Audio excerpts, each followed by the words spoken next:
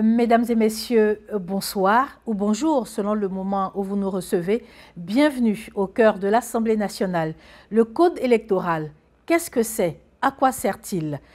Nos invités du jour s'efforceront de vous donner le maximum de réponses. Mais avant, découvrons ensemble l'hémicycle. L'hémicycle, c'est la salle sacrée du palais de l'Assemblée nationale où se prennent les grandes décisions de la nation. Visite guidée avec Assis, Kwasi et Jean-Claude. Étymologiquement, hémicycle veut dire demi-cercle. Cette salle donc tire son nom de cette forme en demi-cercle. Dans un parlement, la salle de séance disposée en demi-cercle est théoriquement destinée à favoriser le consensus entre les groupes politiques qui composent le Parlement. L'hémicycle a été bâti entre 1952 et 1954 pour abriter à l'époque le siège de l'Assemblée représentative territoriale. Puis elle est devenue le siège de l'Assemblée territoriale et depuis 1960, elle abrite le siège de l'Assemblée nationale de Côte d'Ivoire. Le nombre de places à l'hémicycle a évolué selon l'augmentation du nombre de députés. De 1960 à 1965, le nombre de députés était de 100. Après, nous sommes passés donc à 120 députés en 1975 et 1980. Puis à 225 députés entre 2000 et 2010. Et en 2012, nous sommes passés à 255. Et depuis, le nombre de députés est de 255.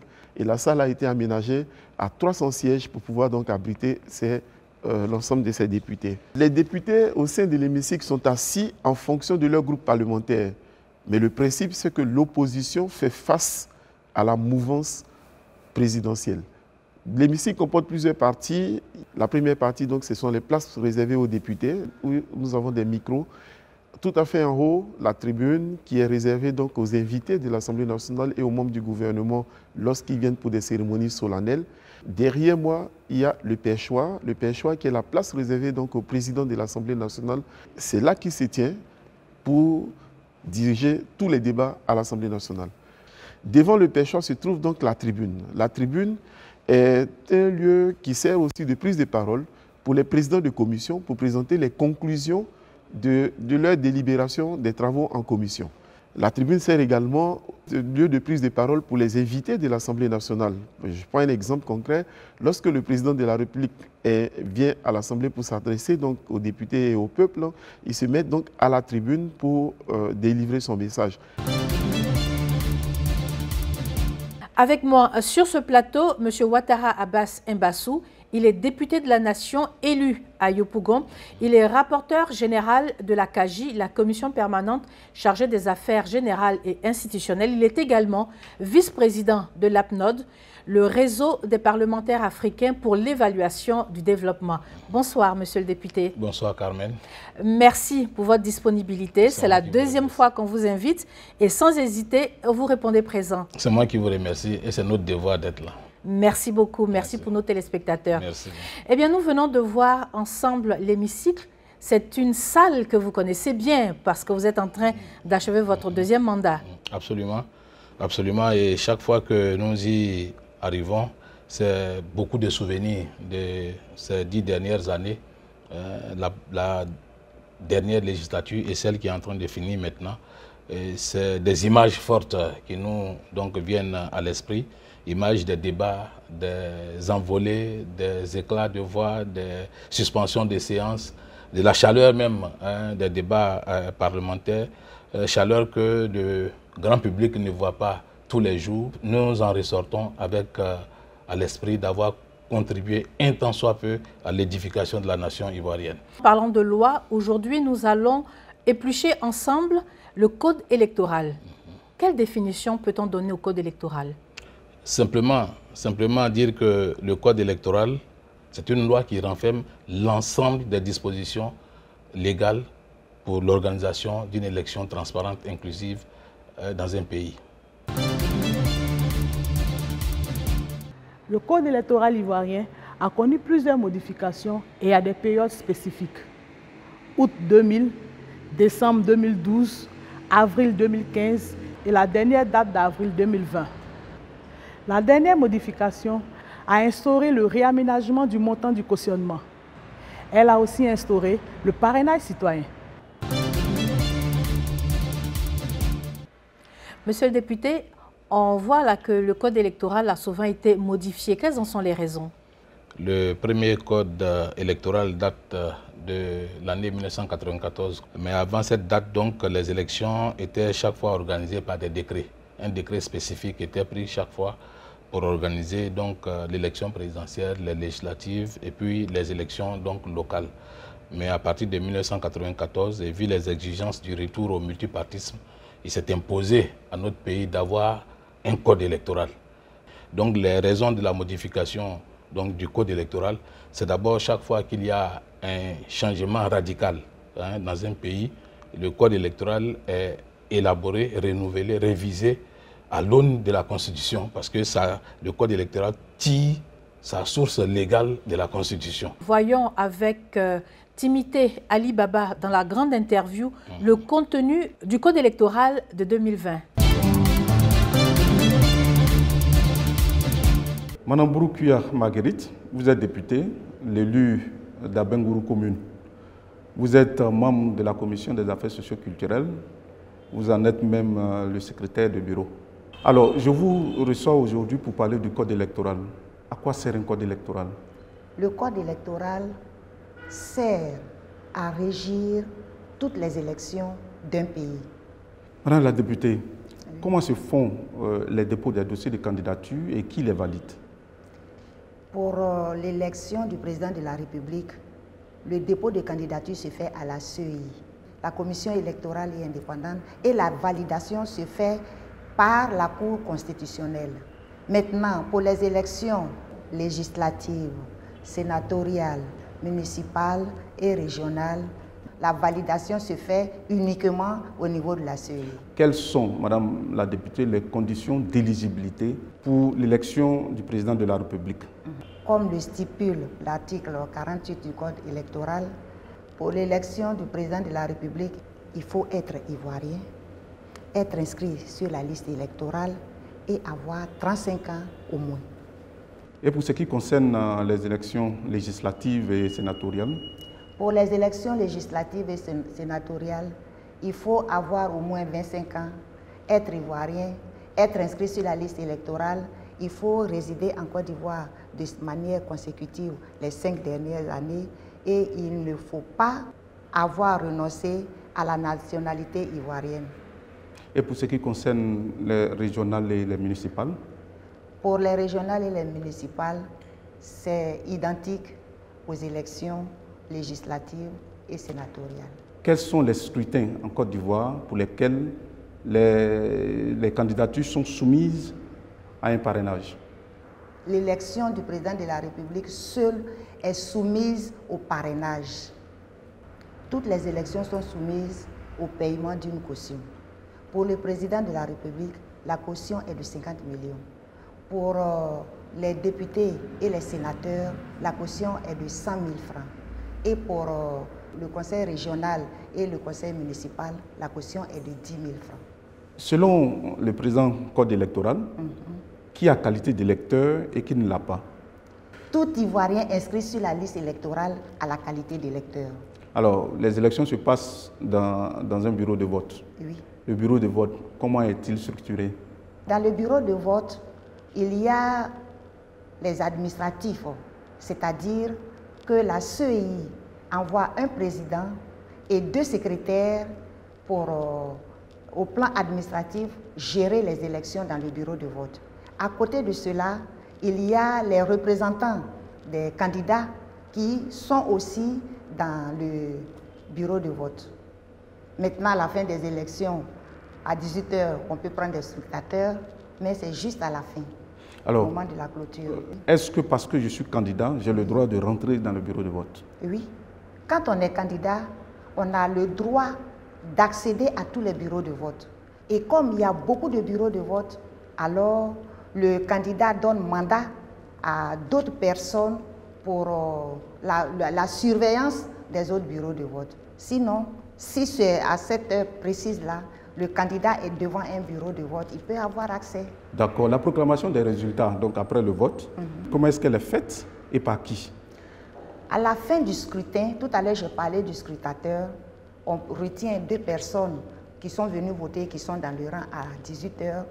Ils s'associent au président, aux 2 secrétaires, aux représentants des différents candidats pour faire le dépouillement.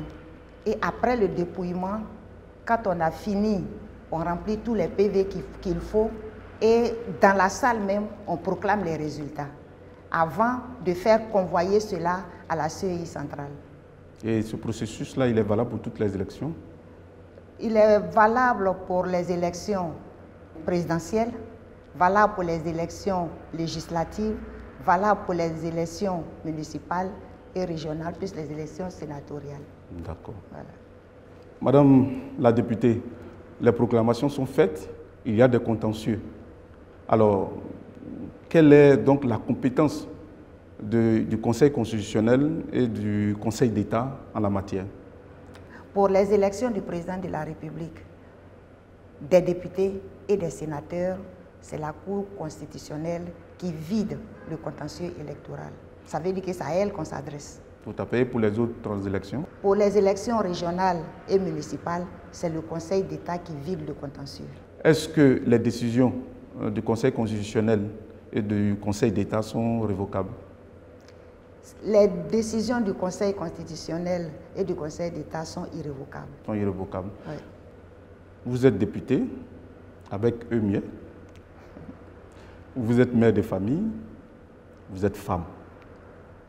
Alors, c'est à cette personnalité-là que je pose la question, ma dernière question. Oui. Quelle expérience avez-vous des compétitions électorales?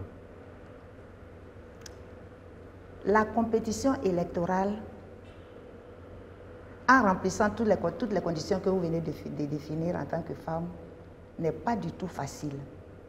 Parce qu'il y a beaucoup d'émotions à surmonter pendant les élections. Même pendant la campagne électorale, vous pouvez être devant des potentiels électeurs qui peuvent vous démonter si dans votre vie de tous les jours, vous avez failli quelque part. Il faut être capable de remonter la pente et de se ressaisir pour trouver les arguments nécessaires pour dire à cette période, dans cet environnement, voilà pourquoi j'ai agi comme ça. Et comme on part toujours, même les élections législatives, hein, on part avec un projet pour les populations. C'est sur ce projet-là, c'est le projet qu'il faut s'attarder. Quand vous êtes femme, vous avez la famille qui est derrière, vous avez les enfants, si vous êtes marié, vous avez l'époux. Donc toutes ces personnes-là souffrent de votre absence à leur côté. En plus de cela, il n'y a pas d'élection en Côte d'Ivoire où vous serez candidat unique. Il y a plusieurs candidats. Mais c'est le principe de la démocratie. Bien sûr, c'est le fait de la démocratie. Mais quand vous êtes plusieurs à compétir, c'est que la bataille est rude. Tout à fait. Et pour réussir, il faut créer la différence. Tout à fait. Toutes mes sœurs qui veulent compétir aux différentes élections, je les encourage à se former en s'appropriant le code électoral pour avoir une bonne maîtrise et ne rien poser comme acte au hasard. Je vous remercie. C'est moi qui vous remercie. Dites-nous, monsieur le député, qui doit appliquer le code électoral? Le code électoral est appliqué par l'ensemble des acteurs politiques. L'initiative part toujours donc, du gouvernement, par la mise en route des étapes du processus électoral. Et cette application commence donc dès l'entame des opérations électorales qui se tiennent en général maintenant, selon les exigences de la CEDEAO, 6 mois avant la date des élections.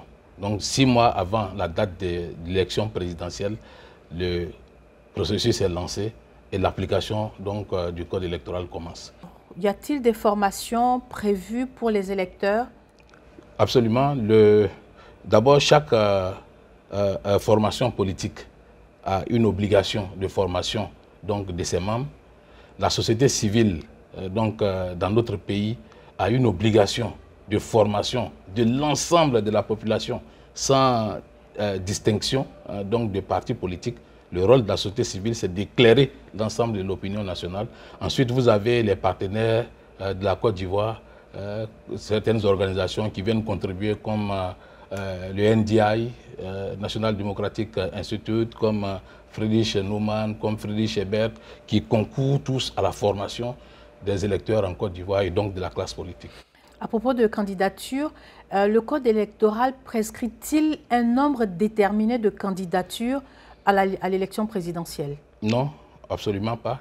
Tout citoyen capable donc de proposer un projet politique est libre de s'adresser donc à l'ensemble de la population ivoirienne. Ceux qui sont attendus dans les bureaux de vote, donc pour exprimer le suffrage, c'est la population. Les candidats eux-mêmes sont dans la population. Si c'est un seul candidat, ceux qui viendront voter voteront pour ou contre. Ceux qui ne viendront pas auront exprimé aussi leur vote par leur abstention.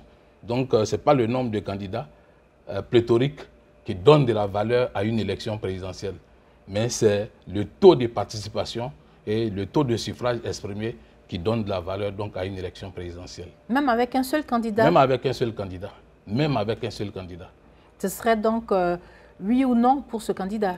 C'est notre loi électorale à nous en Côte d'Ivoire. Alors pendant le déroulement du scrutin présidentiel, un candidat décèle des irrégularités. Que doit-il faire? Il est conseillé à tout candidat à l'élection présidentielle et même à toutes les autres élections, dès le départ, de se doter d'un conseil juridique. Et avec ce conseil, il commence à constituer, à observer et à prendre note de toutes les étapes du processus électoral. Une fois les votes exprimés, s'il sent qu'il a un besoin de faire requête en annulation ou bien en correction du suffrage exprimé, c'est à partir des éléments relevés par son conseil juridique qu'il élabore, il rédige sa requête, qu'il adresse au juge constitutionnel, qui est le Conseil constitutionnel. Et cela est valable aussi pour l'élection des députés, parce que les députés aussi, le contentieux est réglé par le Conseil constitutionnel, alors que pour les élections locales, régionales et municipales, c'est auprès du Conseil d'État que les recours se font. Après l'élection présidentielle, quelles sont les élections qui arrivent? Après l'élection présidentielle, la Constitution prévoit d'abord les élections des parlementaires, donc les élections législatives, députation et sénatoriales. Et après? Et après, on a les élections locales pour les conseils donc, régionaux, les conseils municipaux. Dites-nous, monsieur le député, relativement au remboursement des cautions déposées par les candidats, quels sont les éléments qui commandent les remboursements?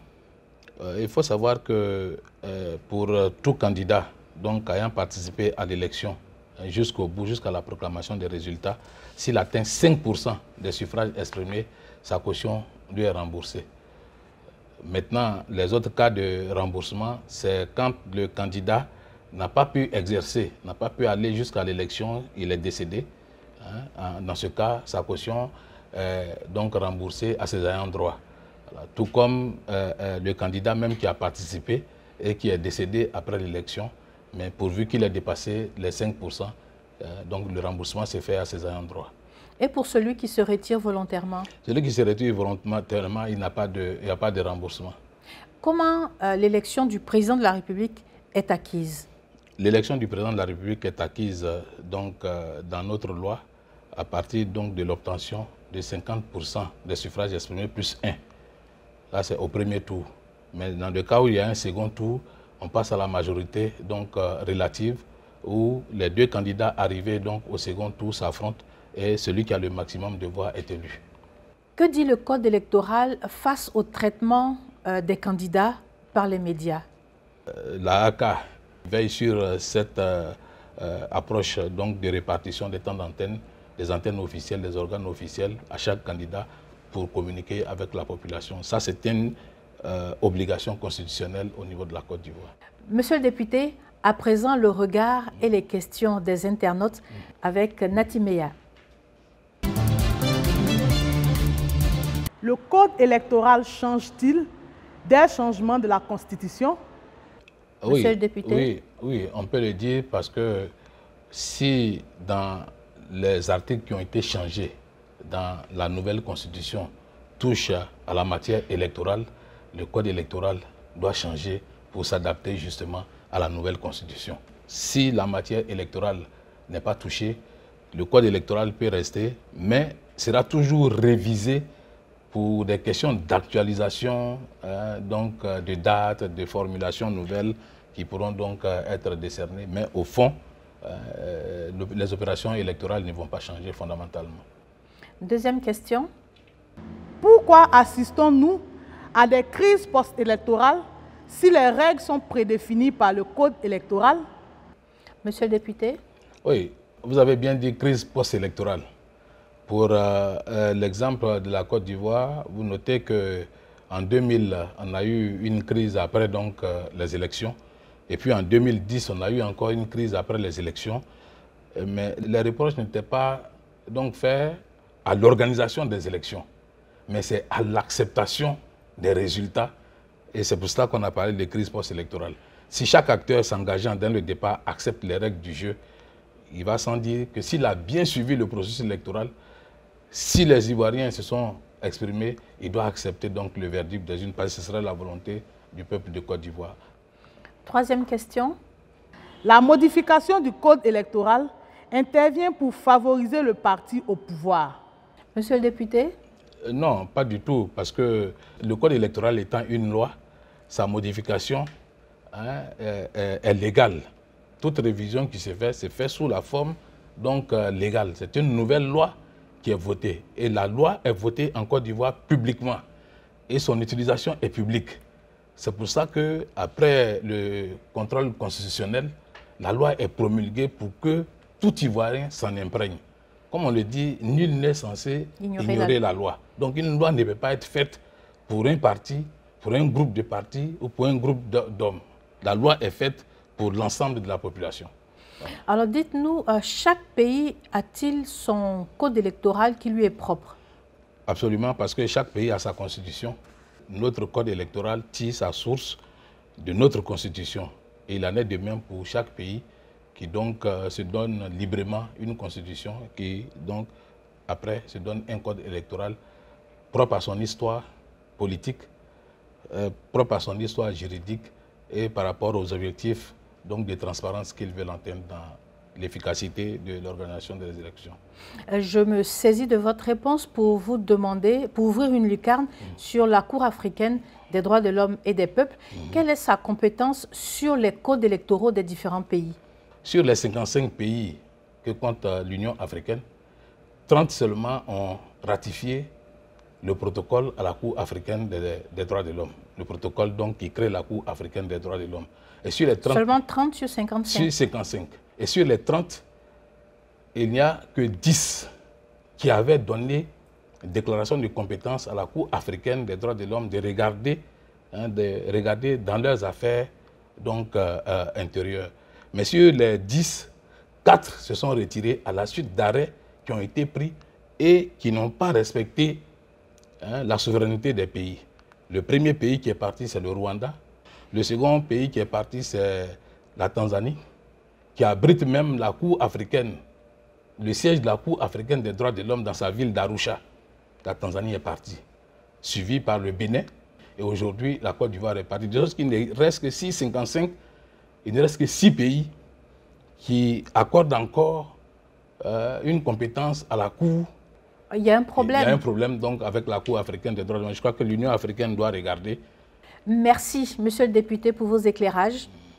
Je rappelle que vous êtes enseignant, vous êtes député de la Nation, élu à Yopougon, vous êtes rapporteur général de la CAGI et c'est votre commission permanente justement qui a travaillé sur le code électoral. Je rappelle également que vous êtes vice-président de l'APNOD, le réseau des parlementaires africains pour l'évaluation du développement. Merci, c'est sûr que nous aurons recours encore à vos éclairages. Merci, nous serons toujours donc à votre disposition pour un peu échanger sur les lois que nous votons ici à l'Assemblée nationale au bénéfice des populations. À présent, un coup d'œil sur l'agenda du président de l'Assemblée nationale et nous nous tournons vers Georges Aboya. Le président de l'Assemblée nationale, M. Amadou Soumaoro, a effectué du 6 au 8 octobre dernier une mission dans la région du Ourodougou. Cette mission s'inscrit dans le cadre de la sensibilisation à la paix et à la cohésion sociale. Pour terminer, le président de l'Assemblée nationale a présidé le mardi 13 octobre dernier une séance plénière au Palais de l'Assemblée nationale. Séance qui a vu l'examen et l'adoption de 10 projets de loi, parmi lesquels le projet de loi portant composition, attribution et fonctionnement de la Chambre nationale des rois et chefs traditionnels de Côte d'Ivoire. Merci Georges Aboya. Mesdames et messieurs, ainsi s'achève notre magazine de ce jour consacré au code électoral. Il faut retenir que le code électoral est la norme nationale qui régit toutes les élections organisées par la commission électorale indépendante. Son objectif, garantir le bon fonctionnement de la démocratie en Côte d'Ivoire. Connaître les dispositions du code électoral, c'est donc l'affaire de tous et de chacun. Rendez-vous dans un mois.